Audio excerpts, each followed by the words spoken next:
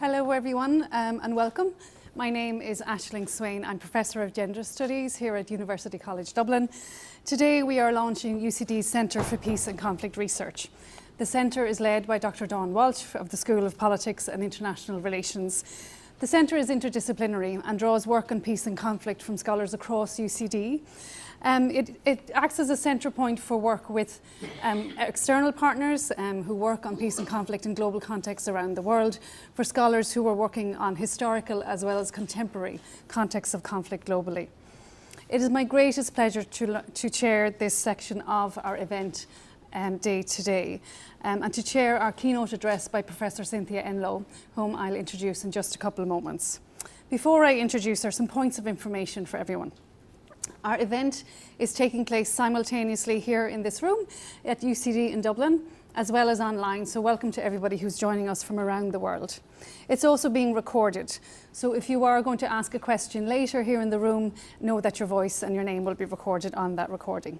Cynthia is going to speak for about 40 minutes. I'll then chair Q&A from here in the room, as well as those that come in from online. So if you are watching us online, please post your comments or questions in the comment box alongside the recording. We have about 2 hours, but Cynthia has also indicated that she'd like to make this session as fun as possible. And we're also aware that for those of us here in the room, there is a wine reception right after this event, and our talk right here stands between us and a glass of wine. So we're keenly aware of that, and Cynthia and I will work together to make sure that we spend enough time to hear from this wonderful scholar, as well as then get out of the room and have a glass of wine and mingle and chat in person as well about these issues. So I'm going to introduce Cynthia now, and for some of us she needs no introduction. She's a renowned scholar and hugely influential. But as a reminder, and for those of you for whom she may be a new scholar who you're coming across through our event here in Dublin.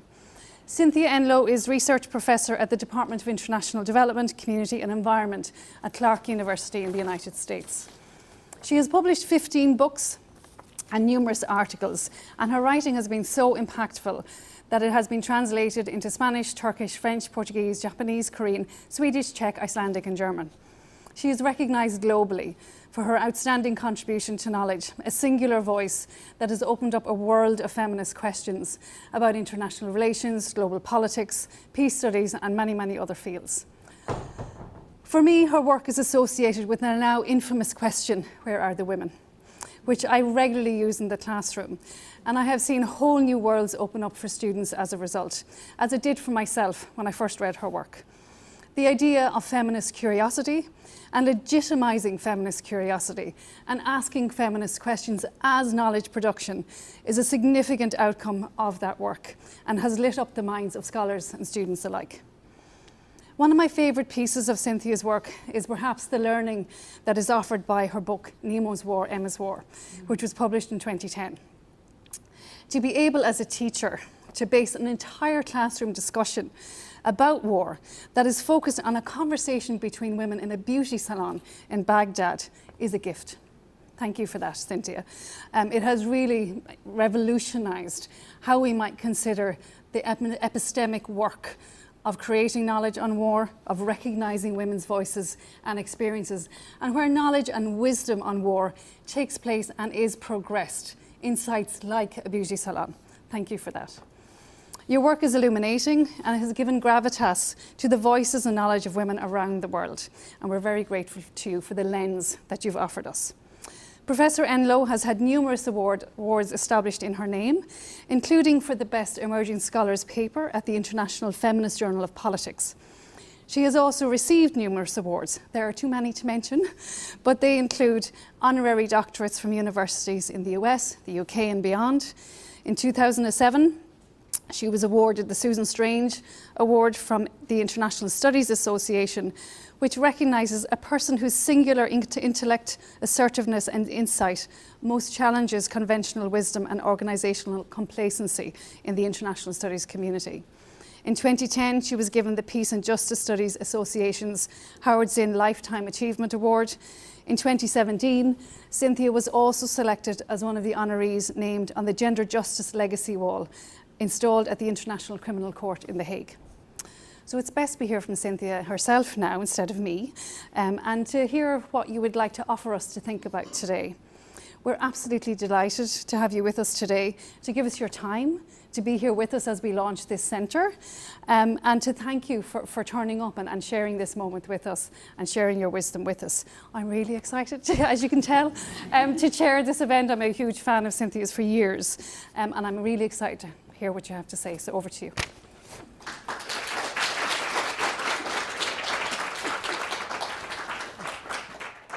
Hi, everybody. It's lovely to be here on warm, gray Dublin afternoon. It is snowing in Boston. Not enough, though, by the way. We're all afraid of drought in June. It's not enough snow. So it's a wonderful privilege, really, to be here at the launch of the center. And I have Dawn to thank, and also Darren and Heidi and Melanie. It's a wonderful center. And from this morning's presentations, I have to say it's going to be great conversational space.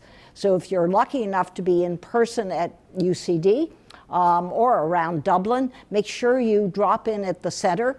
Does it have a space? When they have a space, be sure and drop in. That's a plug to the administration.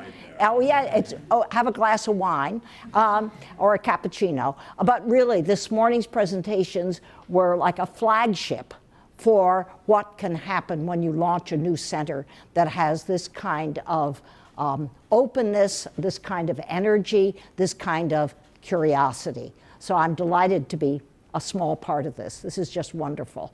For those of you online, it's great to at least imagine you out there. And hopefully you'll have things to say and we'll be in touch otherwise. I'm a big fan of both the web and Zoom as a place to continue the conversation. I thought about the center a lot when Dawn so nicely asked me to take part. And the more I thought about it, the more I thought what an important time this is to launch this center.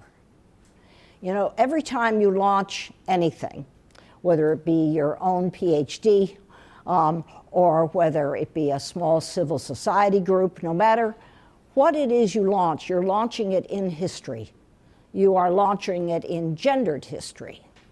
And I think this center is being launched at a time where the hard thinking about the gendering, that is the masculinization of militarism, has just gotten harder, a lot harder. So let me start with the rational man, capital R, capital M.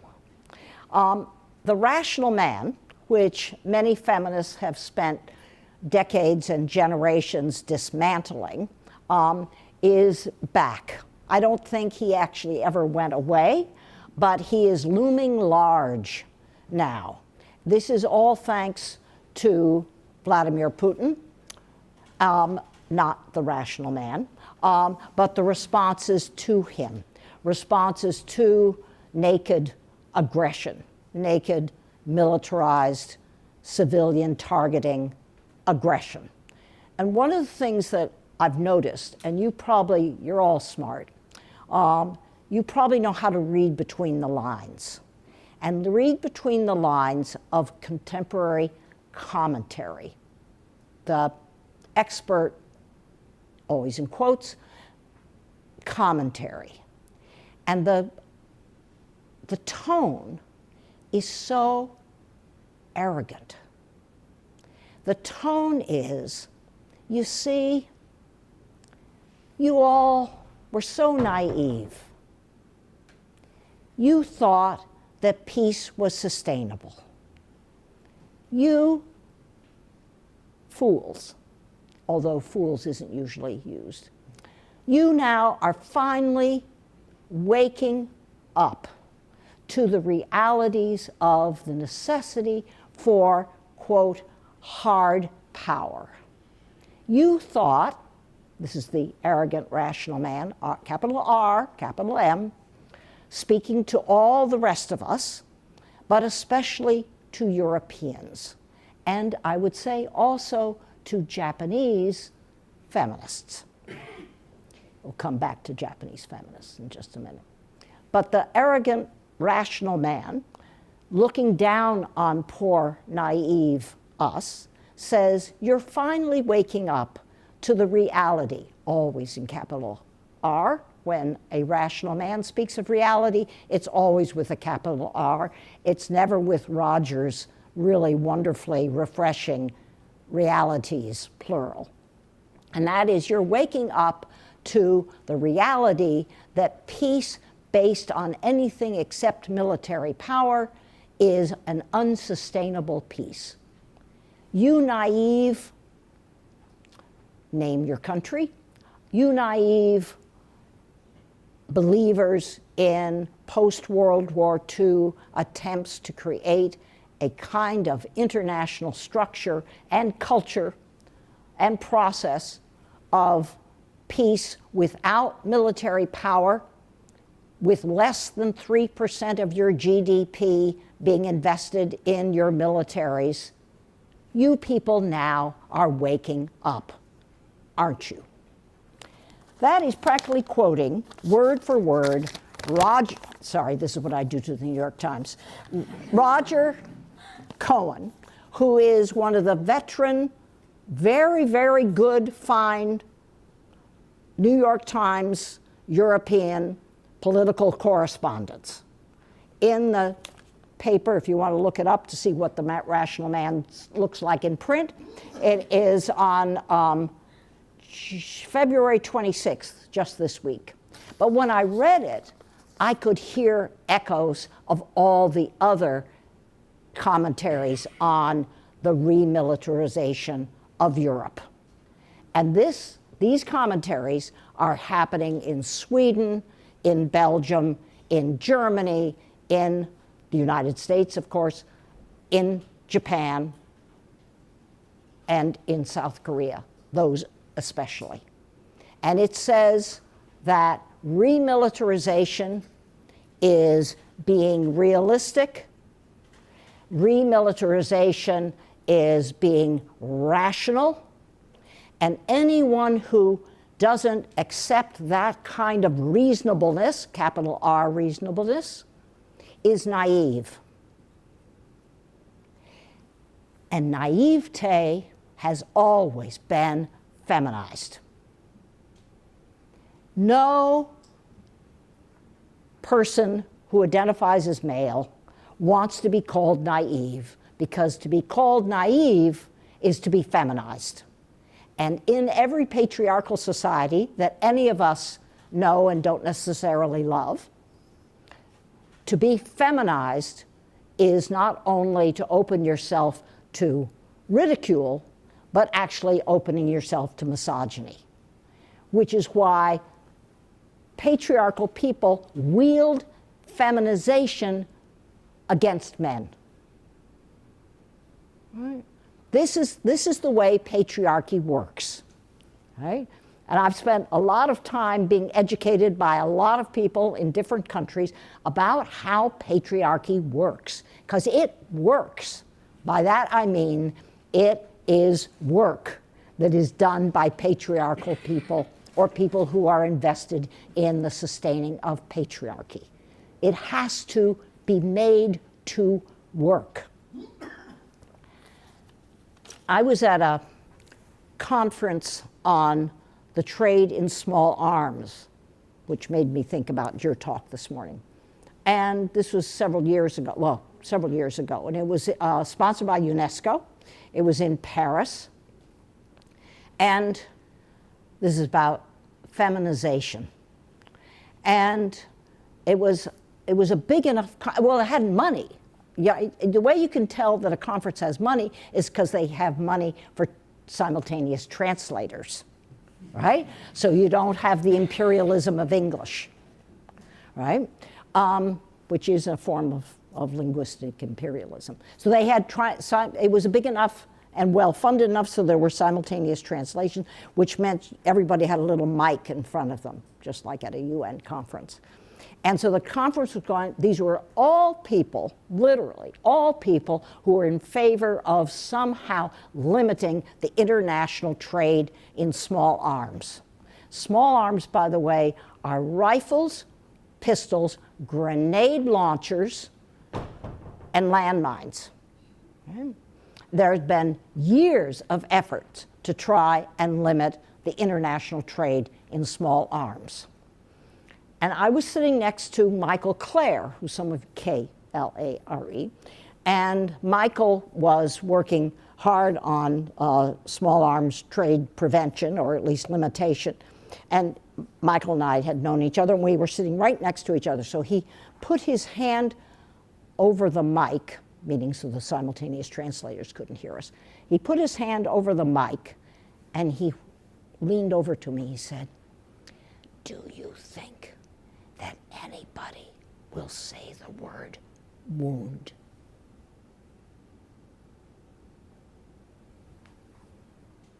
We went 3 days in this meeting.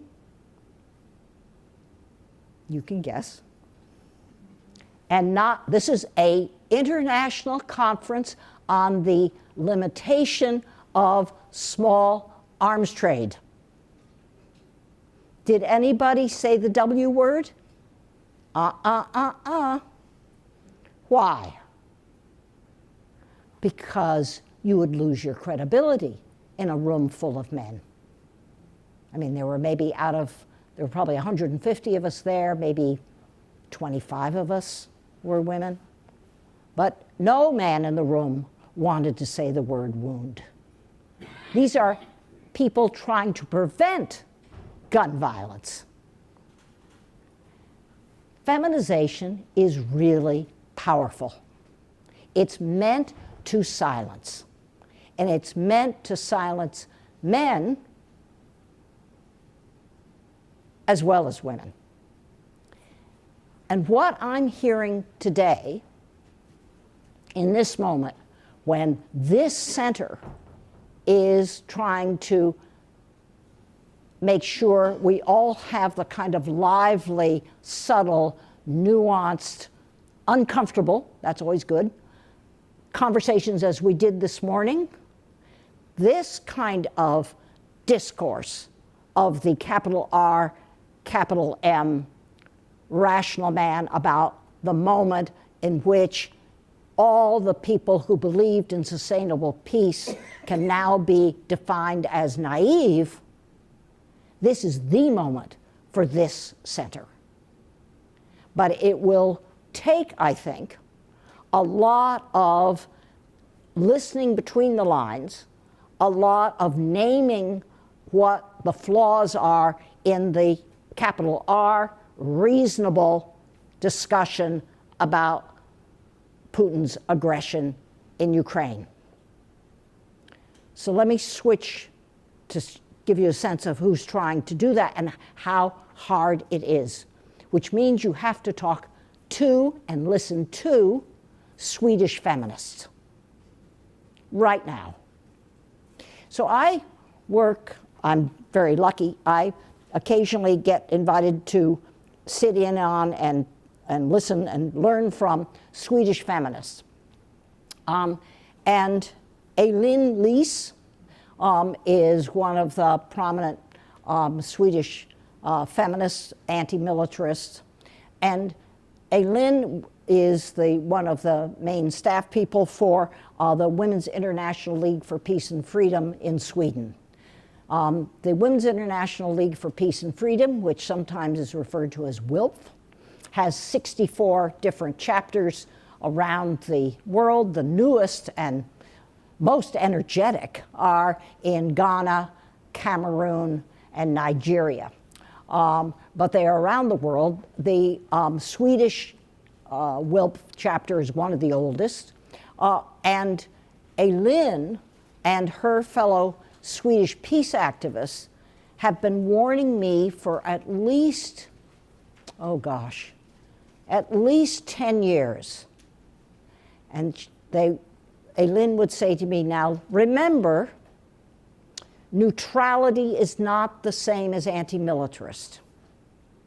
In fact, in Sweden, you preserve neutrality by making sure you have a very strong military. By the way, Swiss feminists also tell you this. Not that Switzerland has one of the major militaries, but it has all-male conscription, with a lot of small arms sitting in a lot of women's households, by the way. And Lynn said, watch, watch, watch. I know I'm speaking in Ireland, so I really want to hear about how this is working in Ireland. Sweden has not been in NATO, but Lynn and other Swedish feminist anti-militarists have said, but watch the NATOization of Sweden. And watch who has a stake in it. And watch how it proceeds.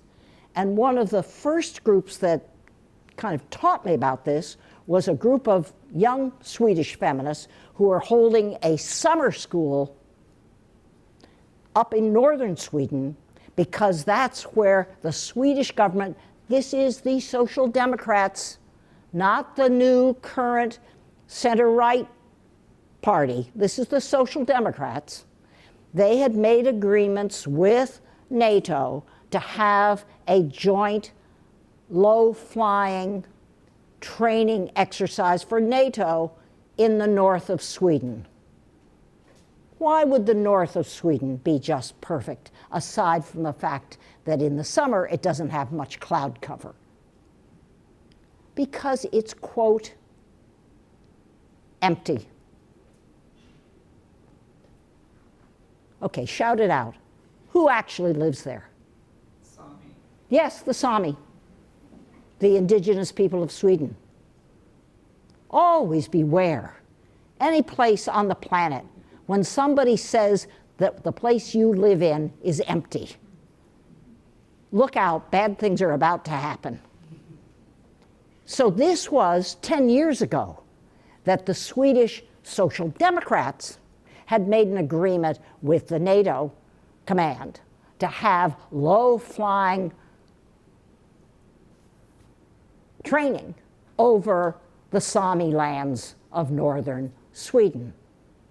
But then other things began to be offered to me about the making sure that Swedish armaments could be interchanged with NATO standard armaments. Very, very technical things that most of us don't watch. Then came Margot Wallström. Now, many of you here in the room have an interest in feminist foreign policy, and she certainly wasn't the only, but she was the most public person to articulate what does it mean for any government to even aspire to making their foreign policy to the rest of the world a feminist foreign policy.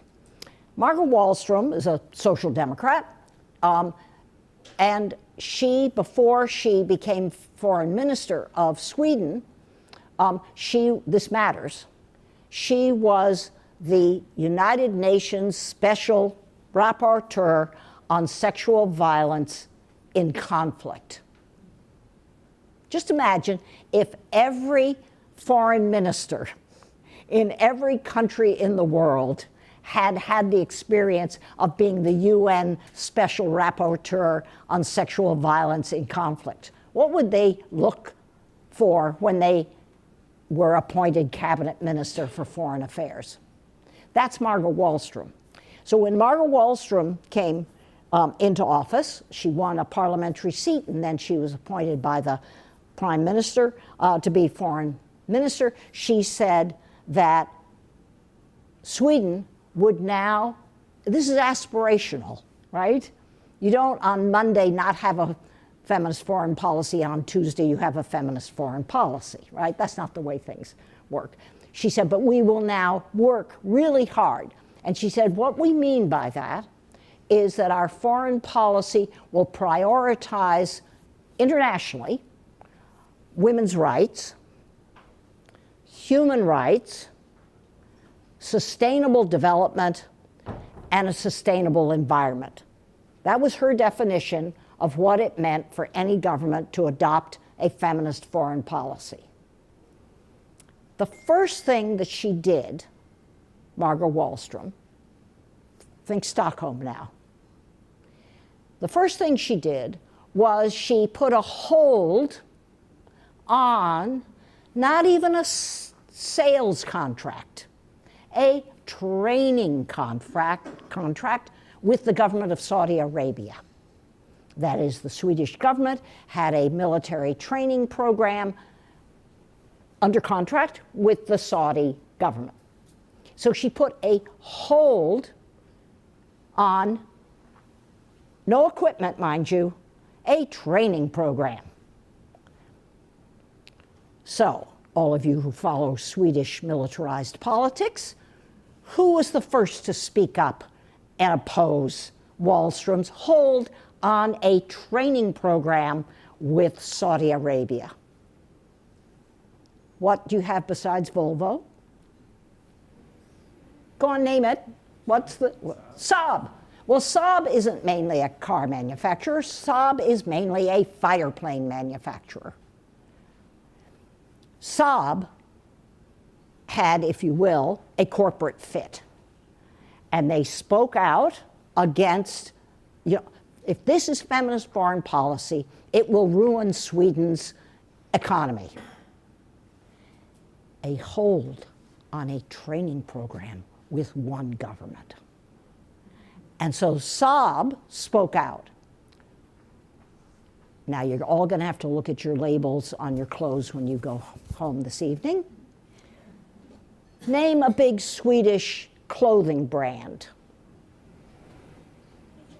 H&M, says Dawn. You win the brass ring, right?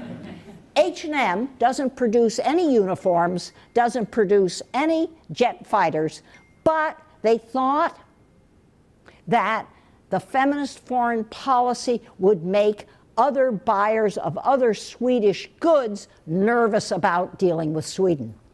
So H&M publicly criticized the hold on the one training contract with Saudi Arabia. And the government backed down. Margot Wallström never disowned the feminist foreign policy as the most appropriate Swedish basis for relationships with the world, but she decided to go back to the backbenches. The Social Democrats were still in office. A new foreign minister was appointed. The new foreign minister said, yes, she would hold on to feminist foreign policy, but not so much. Then there's an election last summer. A center-right coalition comes into office, and the center-right coalition, this is now, we're 6 months into Putin's war in Ukraine. This matters. This is Swedish elections. And the center-right is elected, popularly elected, meaning they have a majority in the parliament, and they now have publicly disowned. It's not your phone, it's my phone. Don't worry. That's okay. Yes, yeah. Saab saying, come work for us, Well, everybody's co-optable, right. And so the new Swedish government, combined with taking the guts out of Wallström's attempt at feminist foreign policy, combined with a parliamentary majority, the new center-right government of Sweden has now said we are not even following feminist foreign policy as a platform for Swedish relationships with the world. At this point, Elin Lis, the women of WILP and the other Swedish feminist organizations, which have had a lot of influence in Swedish foreign policy, because they've had access This is really different than a lot of other civil societies. They said to each other, this is back in September, they said to each other, so should we be glad that the new center-right government has just come outright and said, forget about feminist foreign policy, it's not the basis of this new government's foreign relations, or should we keep pushing for them to at least not give up the title? And they decided that actually it'd be better to not have a hollowed out, gutted feminist foreign policy that was all fake. It would be better to have an outright, this is you thinking like a Swedish feminist in 2022 or 2023. Think like a Swedish feminist. Now, think like a Serbian feminist. This is Lepa Mlađenović, some of you may know. Lepa is one of the founders of Belgrade Women in Black, which I think a lot of you have followed. One of the most energetic and risk-taking of all the Women in Black. Is there a Women in Black group here in Dublin? Is there? Has there been? How come? Okay, well, that's for later. All right, and green, women in green, which is not the same. Yeah, but let me just tell you what Women in Black are, in case some of you are actually unfamiliar. Women in Black was started by feminist, anti-war, anti-militarism Jewish women in Tel Aviv, and what they do, again at high risk. What they do is they usually go out one day a week, usually at rush hour, for maximum visibility, but also, of course, at maximum risk. And they stand in the middle of the busiest intersection in Tel Aviv, and there's also Women in Black in Jerusalem, and they do the same thing. And they stand there, they make no sound, and there are Women in Black has no structure. If you come in black and stand there, you are part of Women in Black. And their signs are usually very, very direct signs that say no war or end to violence. There are no speeches, there are no minutes, there are no archives. The person who's probably interviewed the most Women in Black activists around the world is Cynthia Coburn, C-O-C-K-B-U-R-N, the late Cynthia Coburn, who died, unfortunately, just 2 years ago. And she went around the world. She's Women in Black in London, and she went around the world to interview women in black around the world. So Women in Black in Belgrade was started as an anti-war, anti-Milosevic, anti-nationalism group in the former Yugoslavia. And Lepa was part of that, one of the founders of it. She also started the Rape Crisis Center in Belgrade, and those two things are not unrelated. And this is now this moment. And this is about thinking. It is really hard to think. It should, if it doesn't feel exhausting, then I guess we're not thinking, right? And Lepa, with the invasion of Ukraine by the Putin-led Russian government, Lepa, who's a long-time anti-militarist feminist, and very, very funny and very gutsy. Those two things usually go together, right? Just like Roger reminded us earlier. Humor and guts are oftentimes quite closely related, and they each support each other. And Lepa is both. And so Lepa, who's a real networker, she had a lot of Ukrainian feminist colleagues. And so this is also about Eastern and Central European networking that most of us are not very well versed in. And so she got immediately involved, in touch to her Ukrainian feminist colleagues and said, what can I do to be of help? And some of them said, get the EU to send artillery. And Lepa, her feminism and her anti-militarism are so integrated that the idea of pulling them apart just seems intellectually impossible and politically impossible. And Lepa said to several of us, oh my God, where are we now? I mean, she wasn't critical of her Ukrainian feminists. That wasn't her point. Her point was, so now how can I do to be of use? What do you do when your best colleagues are facing military aggression from not a whole people, not Russia, but a particular regime that has imperial fantasies? What do you do then? Who are you? What can Lepa be to Ukrainian feminists? And that brings me to Ukrainian feminists, who, I don't speak Ukrainian. I've only been in Ukraine once, in Odessa, and with Ukrainian feminists. So I am not your expert by any means. I'm your puzzler.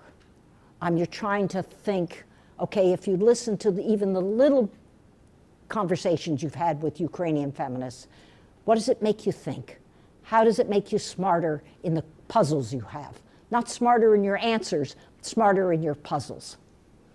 And the Ukrainian feminists that I've been in touch with in the last almost exactly a year now, well, they've been thinking about militarism since Putin's government's invasion of Crimea and the Donbass eastern region.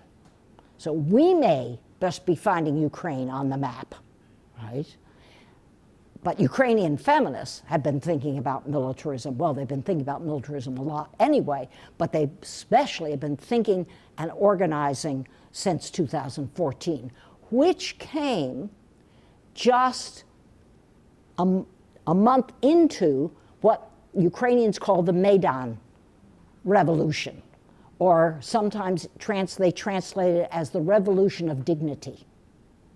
And the Meban, you probably remember this, the Meban revolution brought down the pro-Moscow Ukrainian elected government when it tried to stop Ukraine from, in words, step back from, gave up Ukraine's government's effort to join the EU. And that provoked a Ukraine-wide popular movement which focused on the Maidan, which is the main plaza, the main square in Kyiv. And for a lot of people, this morning there was discussion about the Arab Spring, right? And we were talking about as well. And for a lot of Ukrainians, when they look back on being in the Maidan in December 2013, January into February 2014, when you listen, you hear a lot of the same phrases that you heard amongst people who took part in the Arab Spring. And it would be like, we were all together. There were rural people. Now remember, in every country, it's not just class, it's rural-urban divide. Rural-urban condescension, rural-urban distrust, and a lot of people said there were rural people. I actually never had this many conversations with people from villages. Or there was no sexual harassment. This is very big. Remember, this was one of the major things that Egyptian feminists said about what happened in Tahrir Square, right? That, oh my God, I was with, this is Egyptian women speaking, I was with men for 3 days and I was never harassed. It was like, what planet am I on? And the Ukrainian women said the same thing. So the Meban was not utopia, but it was a vision of what peace could be like. Putin's invasion of Crimea and his support for the armed separatists in Donbass came right at the peak of the Maidan Revolution. This really affects how civil society feminists in Ukraine think about militarism. With the 2022, February 24th, outright full-scale invasion, Ukrainian feminists, who are not monolithic, they are divided by age, they are divided, were you at Maidan or not? Are you from a village or are you from a city? Have you gone to university or not? Are you fluent in English or not?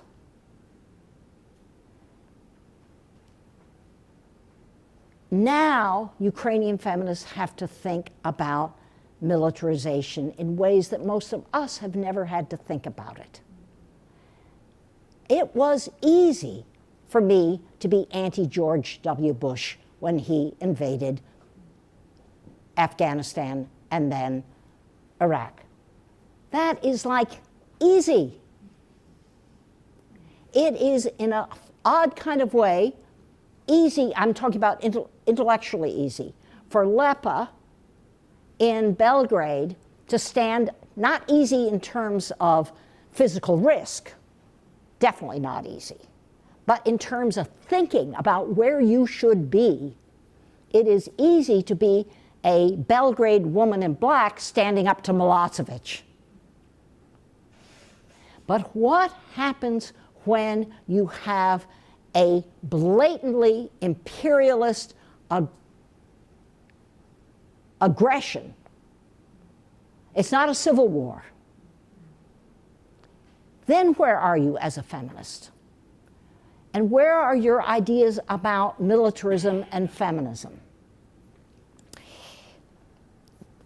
For a lot of you, this is something you've thought about for years, but for those of you who don't necessarily think about feminist thinking about militarism, one of the reasons that militarism, anti-militarism, and feminism have become over the years, didn't just happen, become over the years so closely bonded with each other, that is, each makes sense to the other. Well, not all anti-militarists actually get feminism. Right? You can be anti-war and be patriarchal, as we know. But increasingly, feminists from several different generations since the 1910s, certainly since the 1930s, history matters, have really seen anti-militarism as completely compatible with feminism. Why? Because militarism and the process of militarization systematically privileges a certain kind, not all, a certain kind of masculinity. This is Virginia Woolf to the max, right? 3 Guineas, which is, I think, one of the most exciting books to read ever. Virginia Woolf, 3 Guineas. And she said, you know what? It's going to make Leonard and T.S. Eliot, Tom to her, and Maynard Keynes, it's going to make them furious. And of course it did, because they said, well, but we're the good guys. How come you're going after us? She said, you are still complicit, you know. Anyway, that's 3 Guineas that's the short version of 3 Guineas by Virginia Woolf, right? But so because there's been so much feminist thought in Sudan, right? In South Africa, in France, in Sweden, in so many countries in the world, there's been so much hard feminist thinking about the patriarchal motor of militarism, you come to this moment with the launch of this center, and you have to think, so how do you think about Ukraine? And here's what I would suggest. Don't be the experts on Ukraine and stand over Ukrainians and think you're, or our intelligent thoughts. Really, really listen to Ukrainian feminists and watch how they refuse to see militarism as all or nothing. Because that's the rational man, right? That's the RM who says, give up your notions, your naive notions of sustainable peace, and swallow militarism hook, line, and sinker so that you can appear to be reasonable, which is not always one's aspiration. But what Ukrainian feminists say is, no, no. You can be feminist within a defensive war. This is what I'm hearing. You can watch, this is really hard. You can be feminist. You don't have to close down your feminism in the name of fighting a defensive war.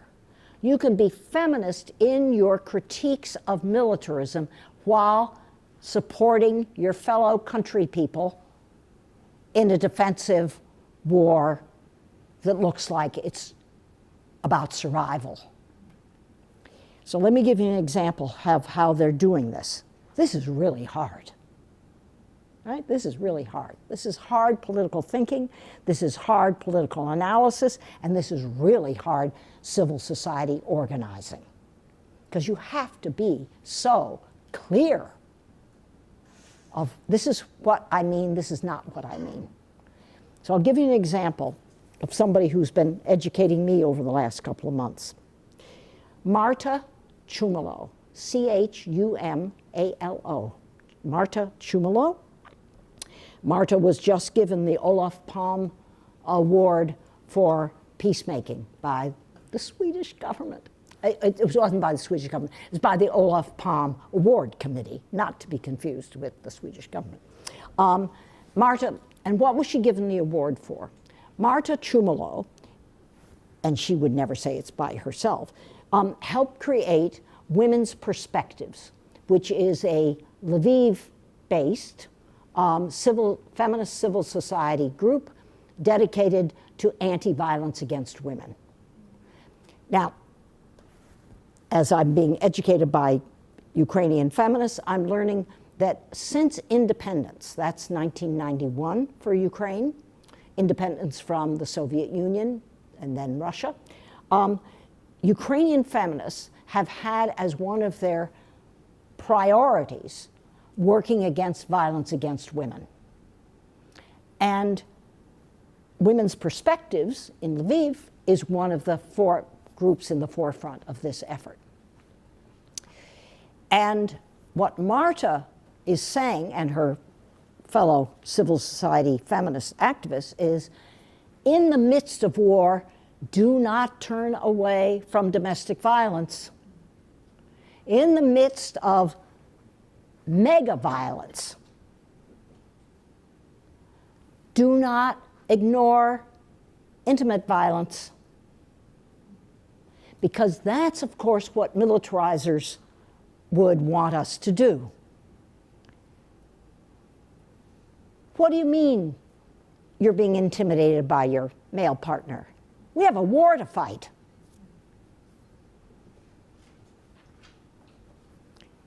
What Ukrainian feminists say, we have a war to fight, and therefore we have to stay focused on the prevention of Ukrainian men's. This isn't just the Russian war criminals now.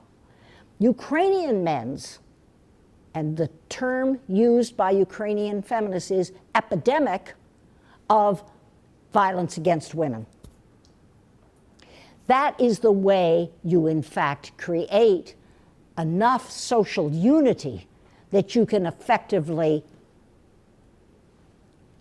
sustain what will be a grinding, no end in sight war.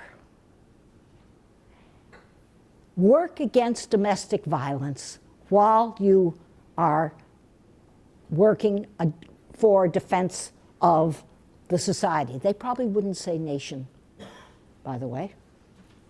Ukrainian feminists are really allergic to nationalism. Nationalism is just full of license for exclusion. It's one of the reasons why so many feminists in so many parts of the world are so critical of and on their watch for nationalists. And militarization encourages nationalism. Nationalism, patriarchy, and militarization, they are the unholy trio. So what Marta Chumalo and women's perspectives and Ukrainian feminists generally say is, let's watch what is happening to violence against women within intimate spaces in Ukraine in the midst of war. And several things that they are alerting each other to. There are going to be a lot of men coming home traumatized. This is a terrible war for men as well. They're going to be coming home from the front, and they are very likely to be traumatized. What will happen in intimate spaces? A lot of men will be coming home from war seriously injured, physically injured. Who will do the caring? Because one of the things we know, we've learned about how governments wage war, all kinds of governments, is they undercount deliberately, they undercount the work that women do to patch up the men that they send off to war. Because if you can pretend that a wife or a mother naturally is the caretaker of a wounded son or husband, then you don't have to put it in your budget. You can undercount the cost of war if you can domesticate the caring for the wounded. So Marta said, we have to talk about this all together as civil society Ukrainian feminists. We have to talk about men coming home and what does this mean for women. But the second thing they've said is the Zelensky government, as admirable as it is still the guise. 21% of the Ukrainian popularly elected government, parliament, 21% are women.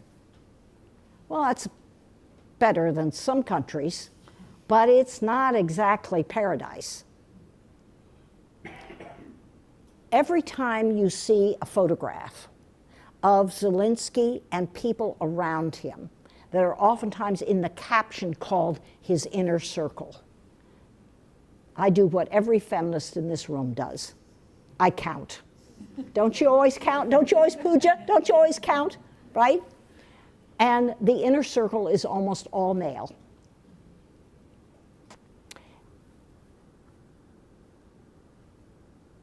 What Ukrainian feminists have done is push this Zelensky government to do something that they didn't want to do, which is to ratify the Istanbul Convention, which I know Ireland has ratified. Doesn't mean they implement it, but at least they've ratified it and you can hold their feet to the fire. The Zelensky government, afraid of the conservative Ukrainians and the Ukrainian church as well, that is the Orthodox Church, the Catholic Church of Ukraine and the Orthodox Church, refused to sign the Istanbul Convention. But in the middle of war, in mid-2022, they succeeded in getting the Zelensky government to belatedly ratify the Istanbul Convention, which is the Council of Europe Convention on the Prevention of Violence Against Women. Does that mean the Ukrainian judiciary and the Ukrainian police will now be completely dedicated to preventing violence against women? No, but it means you can wave something back at them.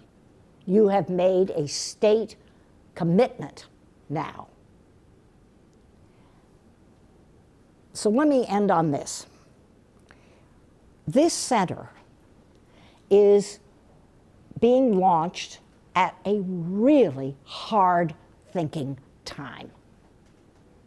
It is being launched at a time when militarization is going to have a major upsurge, not only in Europe, but also in Asia. And that's Japanese feminists trying to hold on to Article 9 of the Constitution, which is being whittled away kind of day by day by the current LDP government.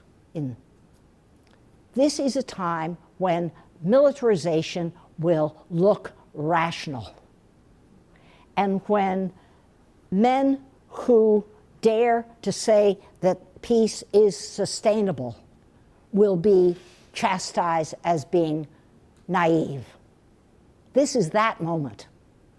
So for this center to do the kind of hard thinking together that you're doing is more important than ever. Thanks.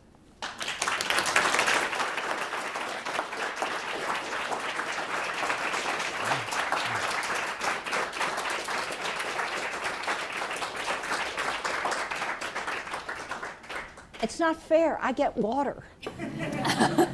We'll get you something stronger in a minute. Yeah, no, than all of you, yeah. Yeah, exactly. Thank you, Cynthia.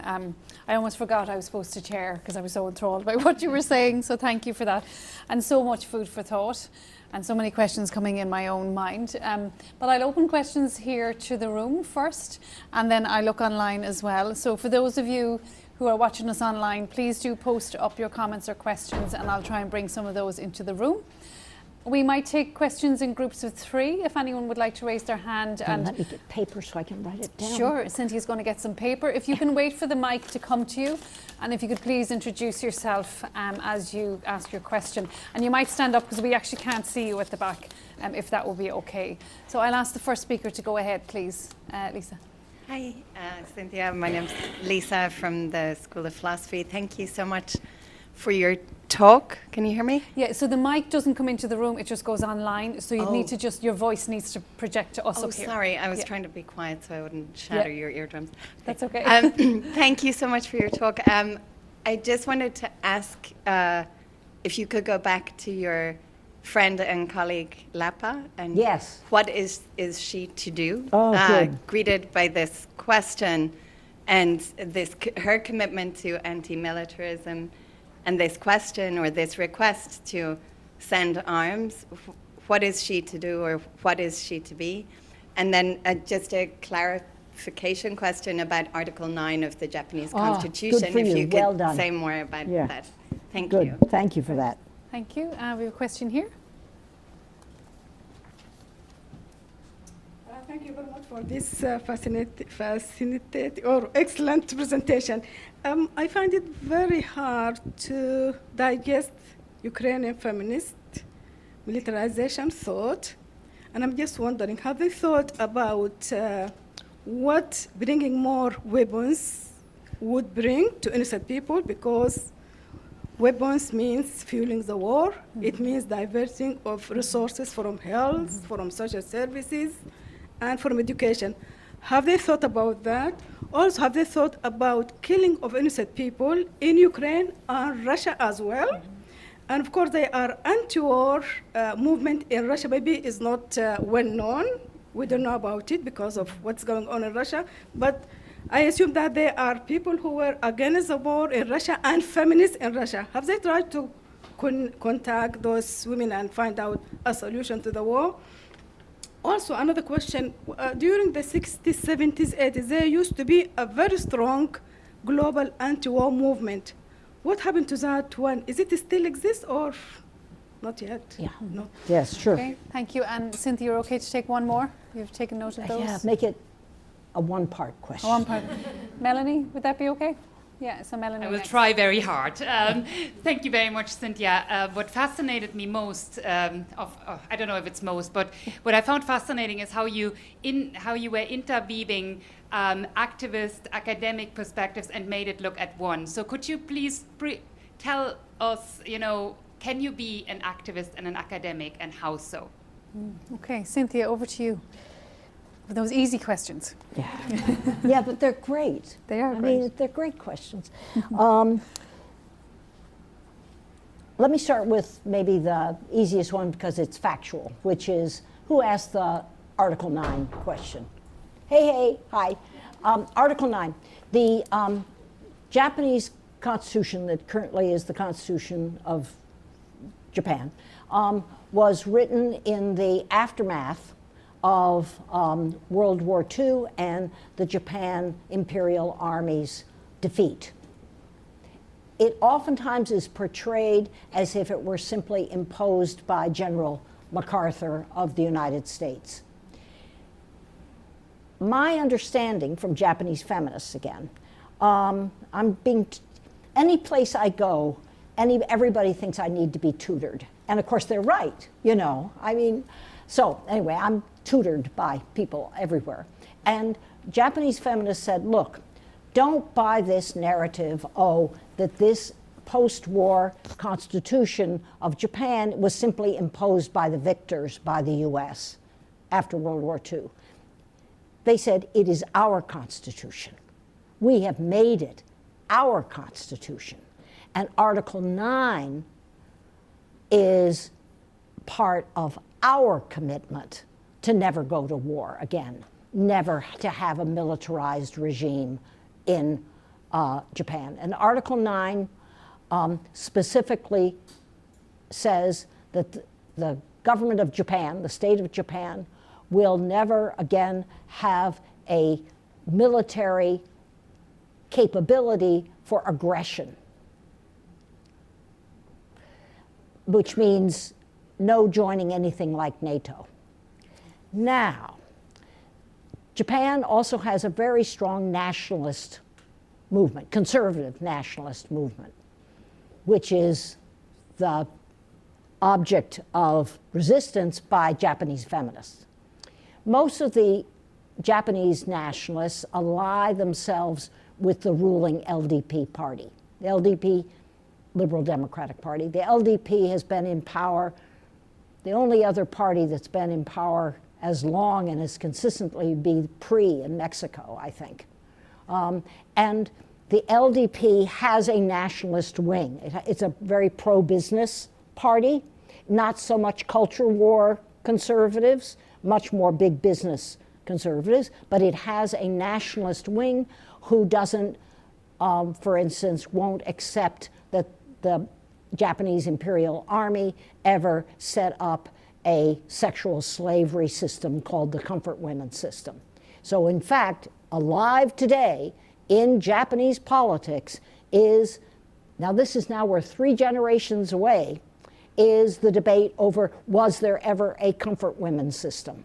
And the Japanese nationalists argue that there never was, that that's a myth.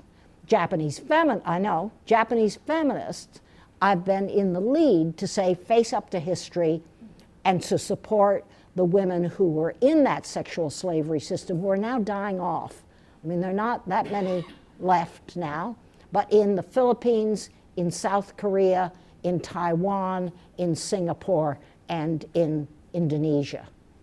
So these nationalists now have more leverage in the current LDP party than they've had in a long time. And what they want to do, and what Washington policymakers would like them to do, is get over Article 9. Like, get over it.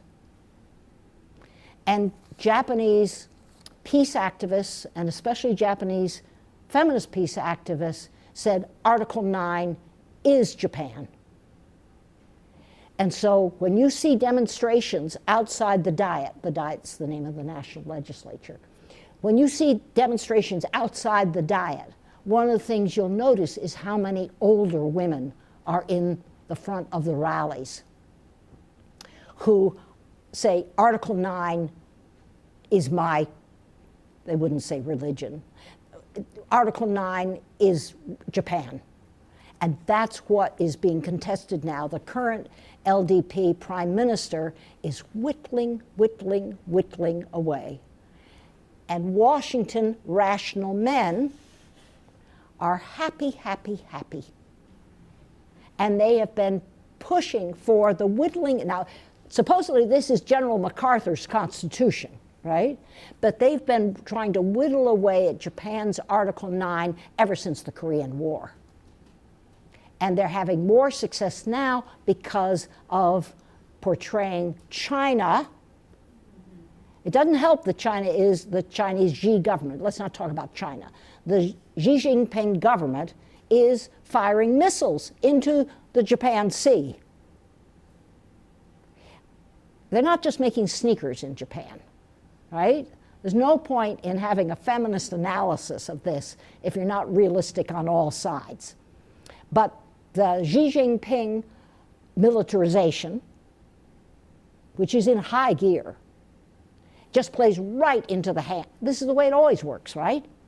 Are playing right into the hands of the Japanese militarists.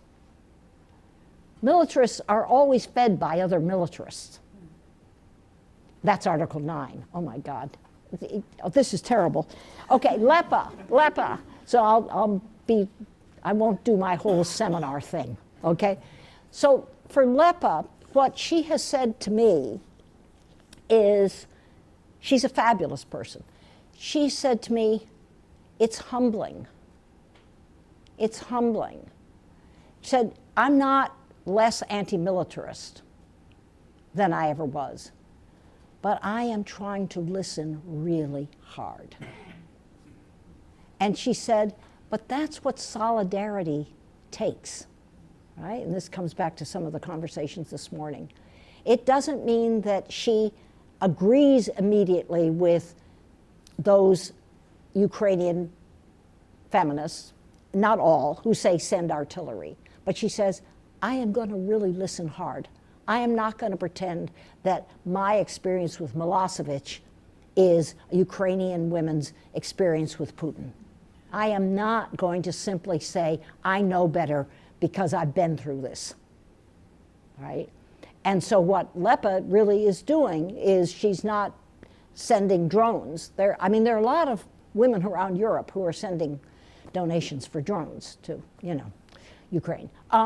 She said, I'm not doing that, but I will listen as hard as I can and be of whatever use I can be. Right? Ukrainian weapons. A Sudanese feminist knows a thing or two about military budgets and what they come out of. My sense is that Ukrainian feminists, they're not swallowing whole this notion of militarized necessity. And they are already on guard. Watch this, members of EU. They are already on guard for the EU, probably hammered out in Brussels, national reconstruction plan for Ukraine.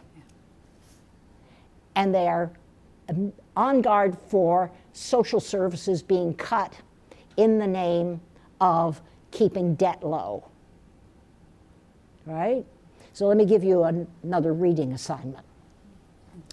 There is a terrific report analysis of the Dayton Accord. The Dayton Accord is the 1998, is it? 1995. 1998 is Good Friday, 95 is, okay, I have to get my peace accords and dates right. The 1995, what's referred to as the Dayton, which is a military Air Force base in Ohio. Once you name your peace accord after a U.S. Air Force base, it is not going to go well, right? But anyway, the Dayton Accord, and that spelled out the whole reconstruction of the former Yugoslavia. And this comes back to your point about spending and about social services and about real needs. And this is a report by two Bosnian feminists, Nella and Gorana, and the name of the report is The Peace That Is Not. The Peace That Is Not, and you can find it for free on the Women's International League for Peace and Freedom, that's WILPF.org website.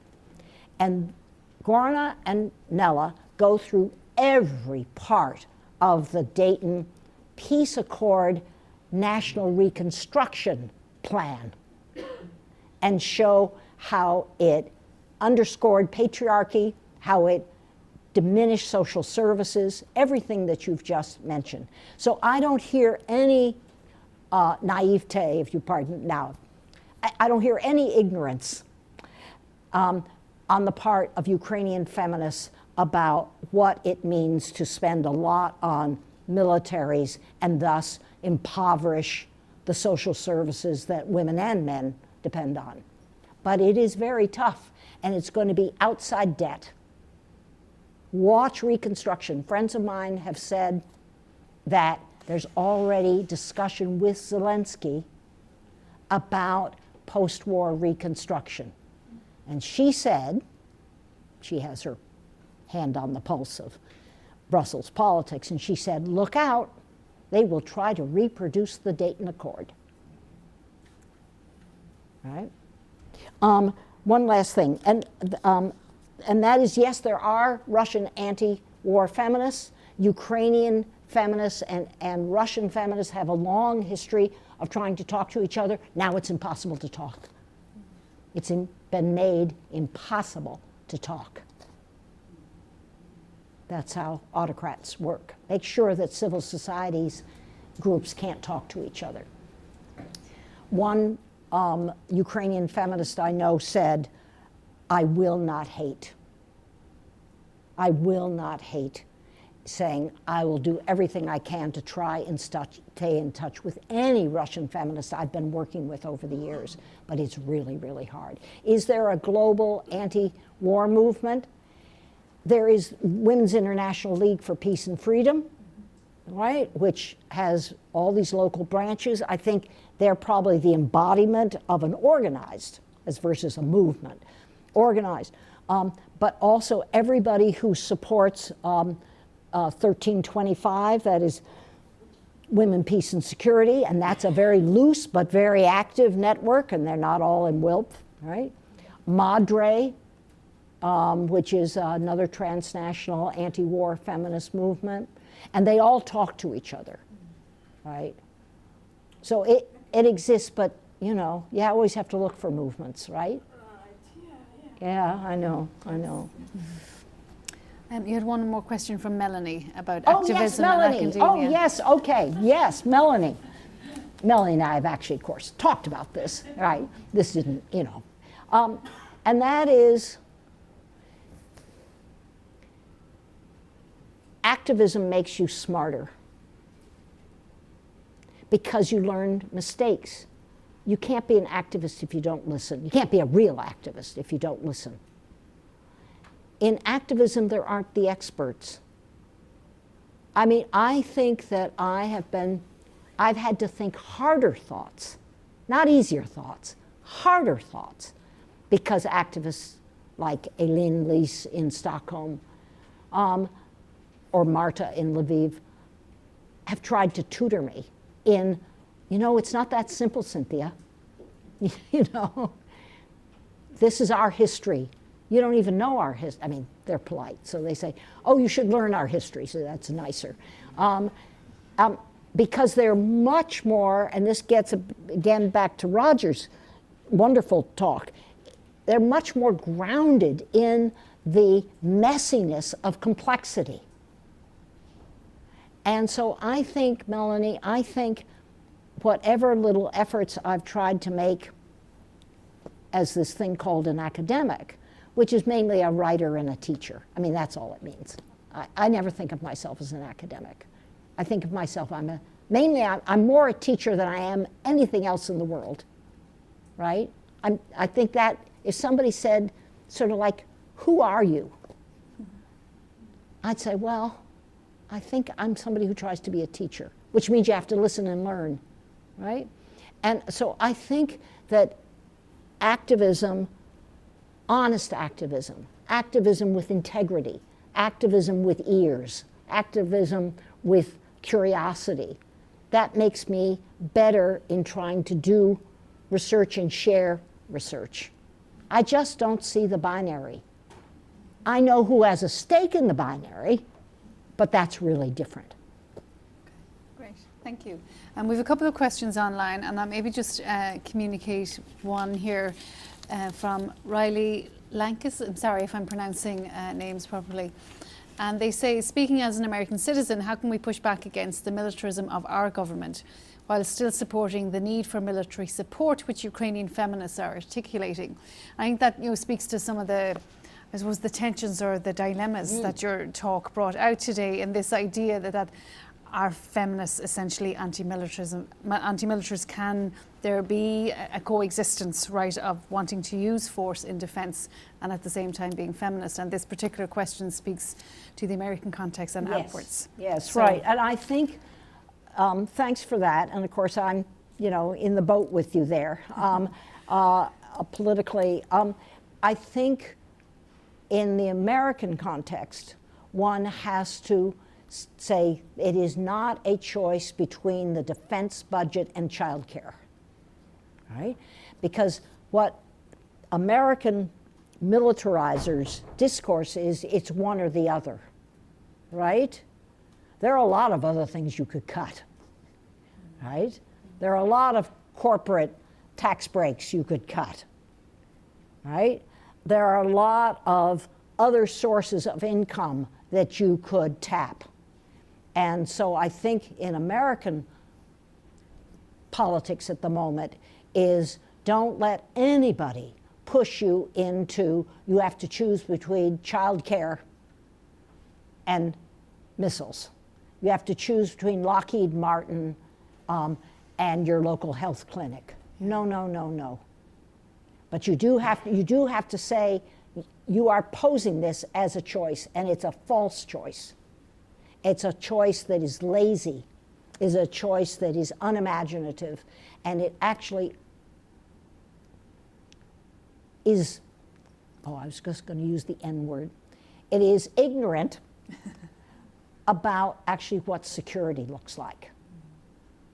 And security, genuine security, feminist informed security, is about being as supportive as you can for Ukraine now, at the same time as you support women and men's genuine security in the United States. And security is never, and this comes back to your good point, security is never secured by an over-the-top defense budget, ever, ever. Thank you. Yeah, thank you. Any other questions in the room? Or are you thinking about wine? Get there. Yeah, Sure. sure. I'm from Brazil. Oh, excellent. Where you were very famous there Oh, with dear. an international relations courses. So, I mean, yeah. So, my question to you is, in your opinion, how do you conciliate the identity of like women having to take up on arms Yes. to achieve, in the end, peaceful means? So how do we, is that like, taking up violence to achieve peace? How do you think this new identity will be formed, of these women? So first of all, a shout out for Brazilian voters. They voted against militarism, right?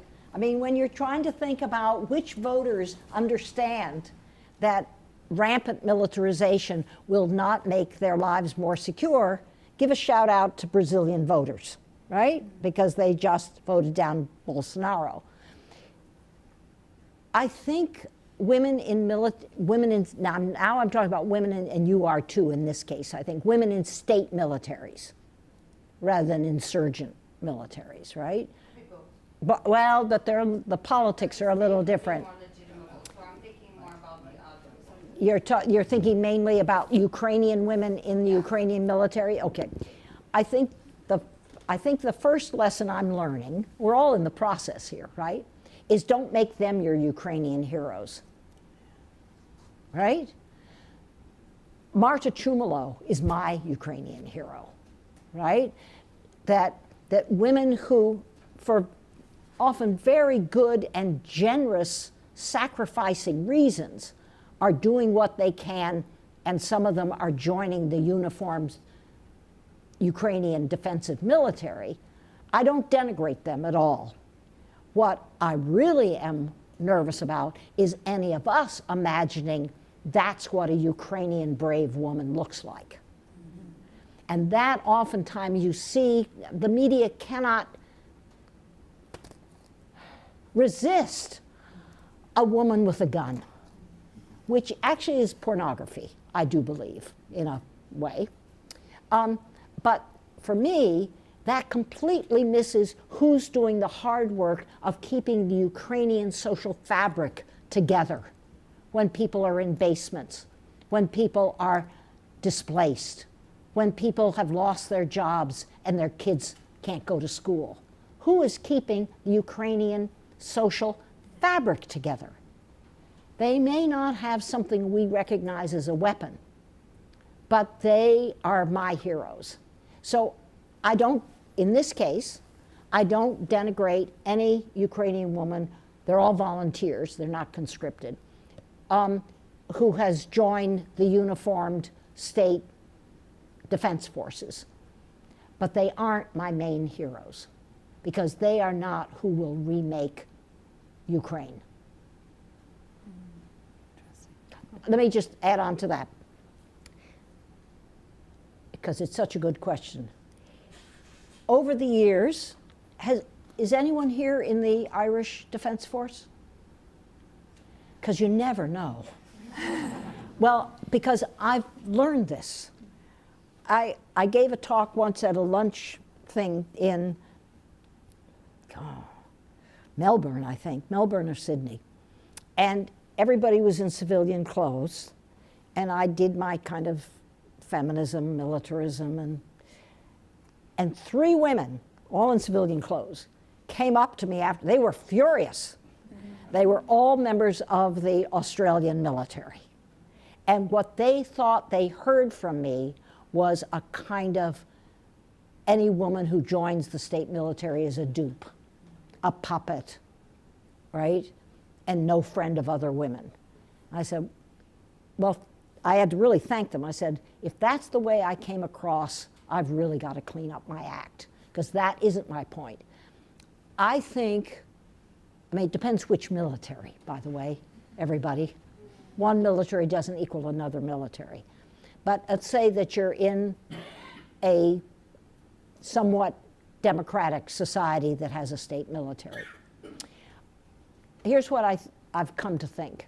You cannot let any military, state military in a democracy, get away with misogyny. You cannot let, do you all know Shirley Graham? Yeah. Yeah, right? And Shirley's just published an article in the Critical Military Studies, a journal, on sexism and abuse in the Irish Defense Forces. You cannot let any state military get away with sexism or sexual abuse, because they are too important a part of the state to let them get away with it.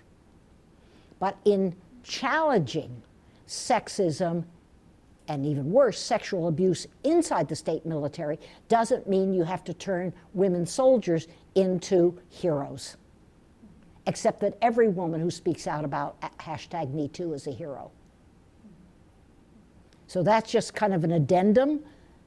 Just because I'm not a big enthusiast, about women joining state militaries as the path towards liberation doesn't mean I think you can let any state military get away with sexism.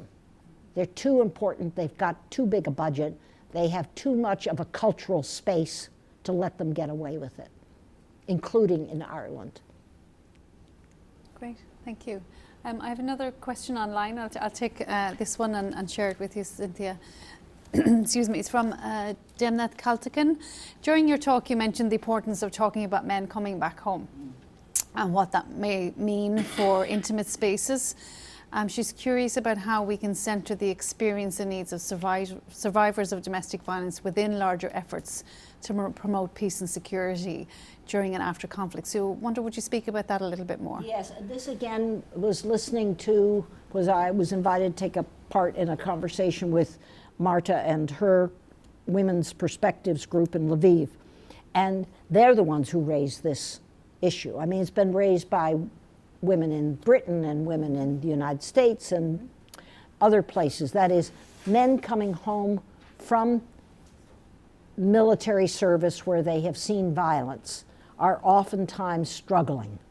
And the struggles they have are oftentimes taken out domestically, usually because governments aren't giving enough mental health service.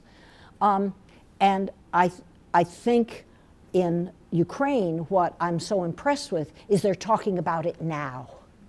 They're saying that thinking about domestic violence in the middle of war is exactly when you should think about domestic violence. It's not later. It's not later. I've said in another context, later is a patriarchal time zone, right? It's where patriarchal people would always say to women, later. Childcare, later. You know, domestic violence, later. And what I'm so impressed with Ukrainian feminists is saying now. Not later, now. Because that's the only way you're actually going to sustain the social fabric in the middle of war. Great. We might just have a final round of questions before we wrap up. Anyone have any questions here? I can hear the bottles clinking. Can you? Yes, I can. They just are. Yeah. There's two more. I might just give you them Yeah, offline sure, now go quickly. Is for that it. okay? Because I don't want people to feel Because left they don't out. have any wine. You guys don't have any wine waiting. I know. Oh, no. They are drinking online. They must be. So the first is actually similar to, I should have grouped them really, but I say Chelik. There's a comment about Ukrainian feminists fight in terms of your comment around one aspect of violence, and Sure. I guess that's the domestic violence. But if we take that continuum lens of violence, is there a space to talk about that need for defence of women at the individual level linked to the national level? And is there such a thing as legitimate violence then within that in terms of defence? I think that is. Yeah. And then the last question from Teresa O'Keefe is, in many divided societies and societies in transition, feminist organisations receive state or UN funding in many contexts around the world. Such groups tend to be given the bigger platform rather than those who may be unfunded by those big organisations. How do we ensure we are listening to a diversity of voices? Absolutely. So let me start with the first. And this is, again, many of you know this term, but for some of you maybe it's new. And that's called the continuum of violence. It was actually first thought about by especially former Yugoslav feminists, talking about violence, wartime violence, and other forms of violence are not siloed. They are, sometimes one leads to the other, and other times they're happening simultaneously over a long time. And when the peace comes, the other kind of violence continues. So that's a concept, right? Feminist concepts allow you to see the world more clearly. Any kind of concept is only as useful as it is, small r, realistic. It allows you to see things you otherwise would miss. And I think the continuum of violence after a defensive war, where war has been, that militarized violence has been legitimized, at least on the defensive side, really seems to break up that continuum. but not if you say out loud what the difference is. You just, I think what the Ukrainian moment, if you will, has done is it's made me, and maybe all of us, we have to be clearer than we ever thought we had to be. You can't fudge it, right? And so if you find yourself saying, for the moment, for this end,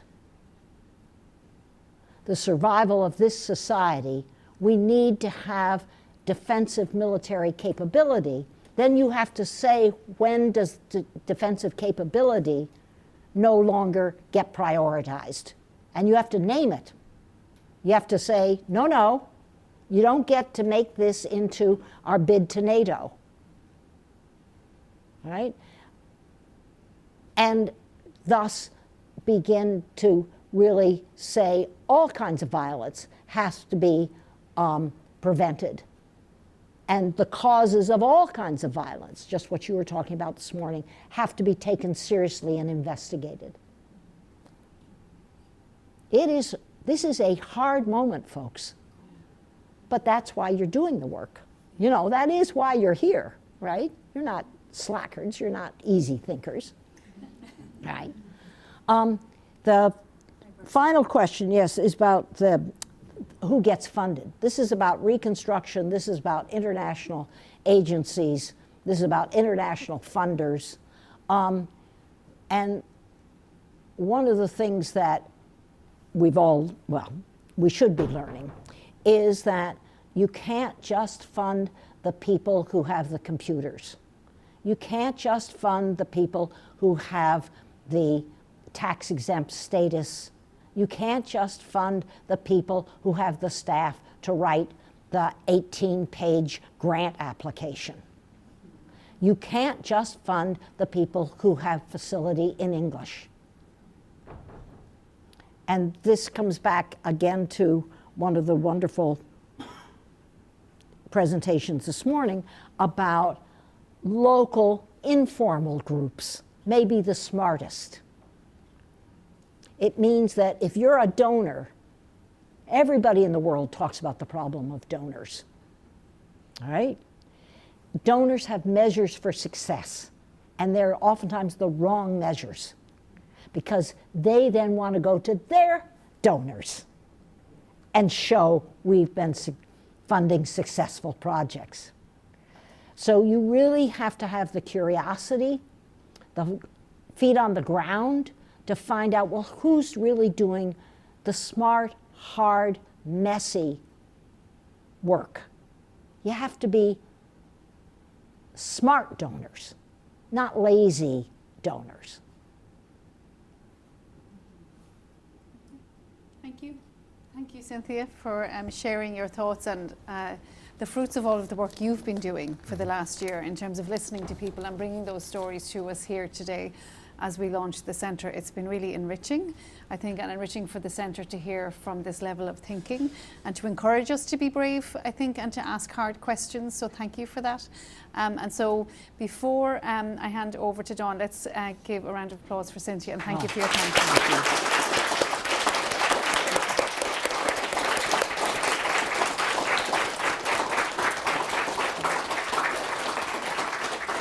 So before we wrap up for this evening, I'm going to invite Dawn Walsh, who is the Director of the UCD Centre for Peace and Research, to close off the day for us. And after that, we'll have a well-deserved glass of wine. So I'm aware I'm now standing between you and wine, so I'm going to be very brief. So I just want to reiterate a few thank yous. So firstly, massive thank you to Cynthia and Roger for travelling to be with us today and for what really were engaging and so thought-provoking lectures. Also, a big thank you to my colleagues Heidi Riley and Dara Gannon, and also to our master student Pooja, who's been about all day making the logistics of today work. It wouldn't have been possible without you. Again, thank you to my head of school, Jos Dornscheider-Elkin, and my college principal, Colin Scott, for helping me get the centre up and running. And what I wanted to say is we're going to build on the work of today. So if you're interested, it's great to see so many of our master's students here. Follow us on @UCD_CPCR on Twitter. I know that a number of the papers that were presented this morning at our internal sessions will, I hope, become public seminar presentations in the near future. There's a couple of book launches people have talked to me about, and also what we're hoping to get up and running very soon is a monthly seminar where, again, you'll be able to join either in person or online. So follow us on Twitter and keep in touch, and this is just the beginning. So thank you, everybody.